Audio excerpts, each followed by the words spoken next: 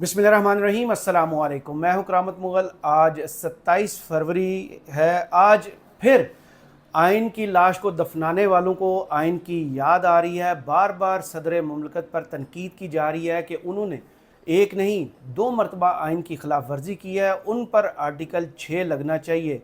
अभी जो है आइन की बहाली के लिए कोशिशें जो जमाते हैं, माजी उनका अगर आप देखें तो आपको याद होगा कि 15 मई को सुप्रीम कोर्ट के बाहर जो पीडीएम उस वक़्त की हुकूमत में जमाते थी, उन्होंने क्या किया था, क्योंकि काजी फाइज़ ईज़ा साहब के जो पहले चीफ जस्टिस थे उमर अता बंदयाल साहब, उन्होंने एक फ़ैसला दिया था कि 14 मई को मुल्क भर में इंतखाबात कराए जाएँ, जो कि आइन में लिखा गया जो हुक्म है वो है 90 दिन के अंदर अगर कोई असम्बली डिज़ोल्व कर दी जाए, उसका अनाउंसमेंट हो जाए, उसके 90 दिन के अंदर अंदर आपको कौमी असम्बली का या सूबाई असम्बली के इलेक्शंस करवाने होते हैं। तो उस वक्त जो हुकूमत थी वो थी पीडीएम की, जिसमें बिलावल भुट्टो जरदारी, शहबाज शरीफ साहब, इसहाक डार साहब, आज़म नज़ीर तारड़ साहब, ये सब वो लोग हैं जो उस वक्त उस काबीना का हिस्सा थे जिन्होंने आइन को मानने से इनकार किया था। और इसके अलावा सुप्रीम कोर्ट का जो हुक्म था उसको शायर दस्तूर पर न सिर्फ घसीटा था बल्कि लीरो लीर किया था। इस हवाले से कुछ बात करेंगे। इसके अलावा इमरान खान की तरफ से एक अहम स्टेटमेंट आई है कि अडयाला जेल के बाहर जो कुछ हो रहा है उससे वो आगाह हैं, और उस पर उन्होंने कहा है कि सदर साहब जो हैं, जो उनका इकदाम है उस पर इमरान खान का क्या कहना है और पार्टी के लिए क्या हिदायत जारी की है, इस हवाले से बात करेंगे। इसके अलावा ये सब कुछ हो क्यों रहा है उसकी वजह बताएंगे कि इलेक्शन कमीशन 3 रोज़ हो गए सुन्नी इत्तेहाद कौंसल को मखसूस नशस्तों पर लटका कर क्यों रखा हुआ है। और आज जो पार्लिमानी पार्टियों का इजलास उन्होंने बुलाया था, जिसके बाद जो लीडरान ने मीडिया से गुफ्तगू की, उन्होंने क्या कहा, उस हवाले से बात करेंगे। तो सबसे पहले बात करते हैं बिलावल भुट्टो जरदारी, जो आज आइन के अलमबरदार बने हैं, जो बार बार अपनी तकरीर में कहते हैं कि वो उस जमात के चेयरमैन हैं जिन्होंने इस मुल्क को आइन दिया।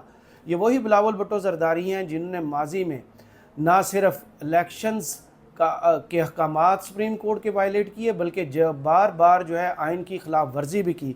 आज उन्होंने कहा है कि सदर आरिफ अलवी जो हैं सदारत के ओहदे से ज़रा हट लें, फिर इन्होंने हमारे दांत ही चेक करने हैं। इसके अलावा उन्होंने क्या करना है, आज उन्होंने कहा है कि सदर आरिफ अलवी की बस बात नहीं, आइन तोड़ रहे हैं, अपना फ़र्ज़ नहीं निभा रहे, उन्हें कुछ दिन बाद मुकदमात का सामना करना पड़ेगा। कि आइन में जो लिखा है कि हर हाल में 29 दिनों में कौमी असम्बली का इजलास बुलाना है। सदर आरिफ अलवी ने तरीके अदमात पर जो किरदार अदा किया, पहला मुकदमा उन पर वो बनता है सदर आरिफ अलवी पर, दूसरा मुकदमा असम्बली का इजलास ना बुलाने पर हो सकता है। आरिफ अलवी की मुद्दत मुकम्मल हो चुकी, इंतहाबी अमल के ज़रिए सदर तब्दील कर देंगे। तो जो आपकी डील हुई है पीडीएम के साथ, जो शहबाज शरीफ से लेन देन आपका तय हुआ है, वो यही है कि आपके पप्पा जो हैं वो सदर बनेंगे और आरिफ अलवी साहब अपनी मुद्दत पूरी करके इस ऐवान से निकल जाएंगे। तो आपका मसला ये है कि जल्द अज जल्द जो है कौमी असम्बली का इजलास हो, आपके चहीते शहबाज शरीफ साहब जो हैं वो वजारत उज़्मा का मनसब संभालें, उसके बाद आपके अब्बा जान जो हैं वो ऐवान सदर पर कब्ज़ा करें और सब आपकी मर्ज़ी के मुताबिक होता रहे। जो आप लोगों ने अपने जलसों में वोट लेने के लिए अवाम से वादे किए थे, उसमें तो आपने बार बार ये भी कहा था कि जितने सियासी कैदी हैं उनको रिहा किया जाएगा। हम वो नहीं हैं जिनकी हुकूमत में ख़वातीन, माएँ, बहनें, बेटियों को जेलों में बंद किया जाए। तो कौम बिलावल भुट्टो साहब आपकी तरफ भी देख रही है कि आपने जो आवाम से वादे किए थे उन पर अमल कब करेंगे, कब वो 300 बिजली की यूनिट्स जो हैं वो फ्री आवाम तक पहुँचाएँगे।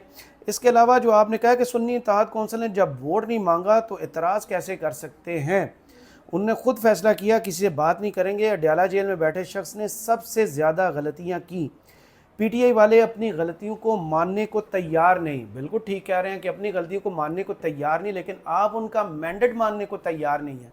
उनका मानना है कि उन्हें इस कौम ने 2/3 मेजॉरिटी दी है, इस कौम ने उन्हें 180 से ज़ायद सीटें दी हैं। क्या आप उनका बेसिक हक जो है वो मान रहे हैं? जो इंसानी हकूक़ की पामाली इस मुल्क में हुई, क्या आप वो मान रहे हैं? जो चादर और चार दीवारी का तकद्दस पमाल हुआ, क्या आपने उसे माना? जो बच्चों के लाशें उठाए गए, क्या आपने उसे माना?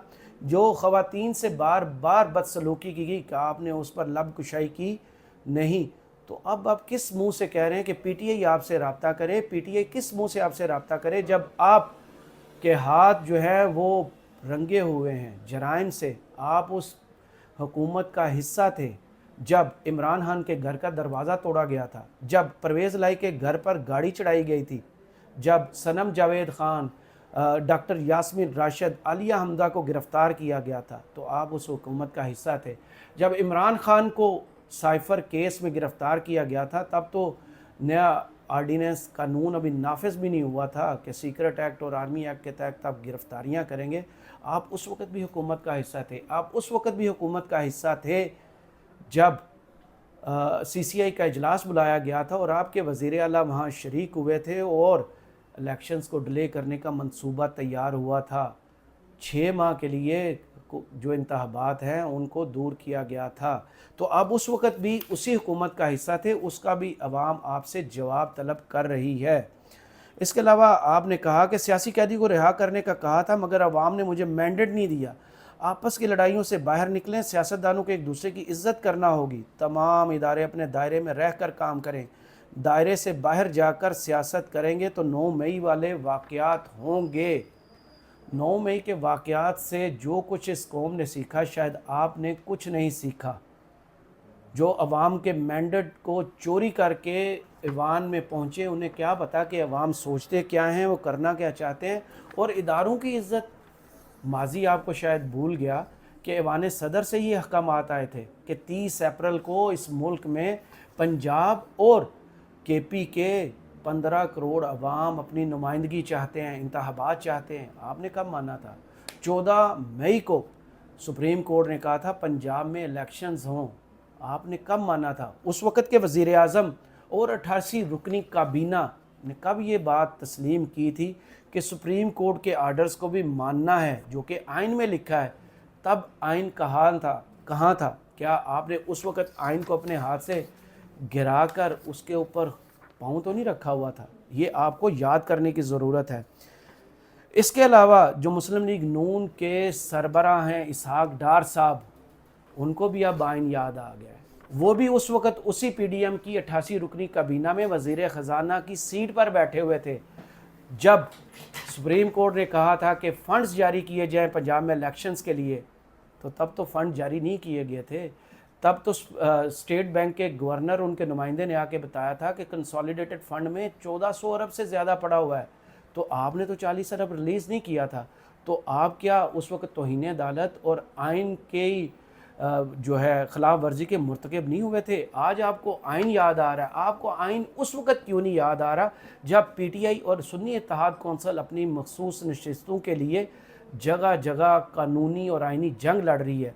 ان سیٹوں کو آپ بھول کر, آئین سے نکال کر صرف اپنی مرضی کی چیز کہ آئین کے آرٹیکل 91 کی شق 2 کیا کہتی ہے اس پر زور دے رہے ہیں.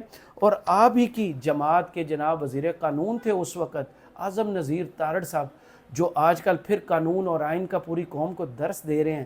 تو کیا اس وقت انہیں آئین یاد نہیں تھا؟ اس وقت تو آپ لوگ بہت زیادہ منطق پیش کرتے تھے کہ اگر 2 صوبوں میں حکومت آ گئی تو وفاق میں جو انتخابات ہوں گے ان پر وہ 2 حکومتیں اثر انداز ہوں گی.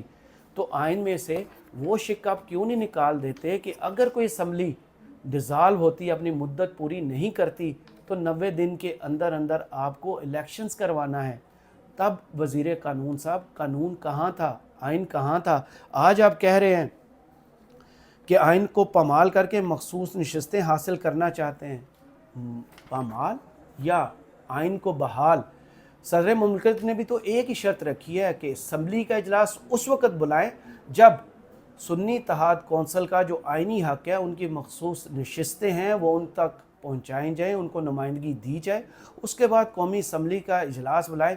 کرنا تو آپ نے اس کے بعد بھی وہی ہے جو آپ نے پلان کیا ہوا ہے کہ پھر شہباز شریف صاحب ایک جو مینڈیٹ چوری پر اس ملک پر وزیر اعظم جو ہے مسلط کر دیے جائیں گے. اس کے بعد آپ اپنی مرضی کا صدر لائیں گے اور اس کے بعد یہی پیپلز پارٹی جو آپ کی بی پارٹی ہے وہ 11 سے زائد وزارتوں پر مزے اڑائے گی. تو قانون اور آئین جو کہتا ہے وہ قوم کو بتائیں, بجائے اس کے کہ اس وقت جو ہے صدر صاحب قومی اسمبلی کا اجلاس نہ بلا کر اور مخصوص نشستیں جو ہے وہ سنی اتحاد کونسل مانگ کر آئین کی خلاف ورزی کر رہے ہیں۔ اس کے علاوہ پیپلز پارٹی اور مسلم لیگ نون میں انڈرسٹینڈنگ ہوئی ہے، دونوں پارٹیوں نے اسپیکر اور ڈپٹی اسپیکر پر بات کی ہے، لیکن آئین اور قانون کی بحالی پر اور عمل داری پر بات بالکل نہیں کی۔ ان سب باتوں کے جواب میں عمران خان صاحب نے جیل سے ایک پیغام بھیجا ہے۔ انہوں نے کہا ہے کہ عوامی مینڈیٹ سے بڑی کوئی چوری نہیں ہو سکتی، عوام کا مینڈیٹ چوری کیا، ساری قوم کہہ رہی ہے کہ دھاندلی ہوئی، 20 نشستوں کو وزیر اعظم بنایا جا رہا ہے، سارا ملک انتخابات میں ان کے خلاف کھڑا تھا۔ تو ان کا دعویٰ تو یہ ہے کہ انہیں 2/3 میجارٹی ملی ہے، 180 سے زائد سیٹیں ملی ہیں۔ 180 سیٹیں تو کیا، ان کی مخصوص نشستیں، اس وقت آپ اس پر پیپر ویٹ رکھ کر بیٹھ گئے ہیں۔ انہوں نے کہا ہے کہ نگران حکومتیں بھی ہمارے خلاف لگائی گئیں، الیکشن کمیشن انتخابات کے بعد بھی دھاندلی میں مصروف ہے، الیکشن کمیشن سے کوئی امید نہیں، پارٹی جیتی ہوئی ہے مگر مخصوص نشستیں نہیں دی جا رہی، ہفتے کے روز دوبارہ احتجاج کی کال دینے لگے ہیں، ملک بھر میں احتجاج ہوگا۔ پی ٹی آئی اپنے حق کے لیے نہ صرف قانون اور آئین کی طرف دیکھ رہی ہے، عدالتوں کی طرف دیکھ رہی ہے، بلکہ جن لوگوں نے انہیں مینڈیٹ دیا تھا ان کی طرف بھی دے رہی ہے۔ اب انہوں نے اپنے حق کے لیے عوام کو بھی موبلائز کرنے کا کہہ دیا کہ ہفتے کے روز نکلے اور ان ایوانوں پر قابضین کو اپنا پیغام پہنچائیں کہ ہمارا حق ہمیں واپس دے، ہم نے آپ کو نہیں پی ٹی آئی کو ووٹ دیا ہے، اور ہم نے اپنے نمائندے جن کو یہ اپنا نمائندہ بنا کر ایوانوں میں بھیجا ہے انہیں ہماری بات کرنے اور انہیں ہمارے حق کو آگے پہنچانے کا جو ہے موقع دیا جائے، نہ کہ وہ جنہوں نے فارم 45 غائب کر کے صرف فارم 47 پر اپنی جیت کے جشن منائے ہیں، اور ایوان اور وزارت اعلیٰ سے لے کر وزارت عظمیٰ تک کی کرسی پر جو قبضہ کیا ہے وہ واپس کیا جائے، اور عوام کو پہلی مرتبہ عزت دی جائے۔ ووٹ کو عزت دینا یہی ہے کہ عوام کو عزت دی جائے۔ کرامت مغل کو اجازت دیجیے، اور اس ویڈیو پر جو کمنٹس باکس میں ضرور بتائیے گا کہ کیسی آپ کو لگی۔ اللہ حافظ۔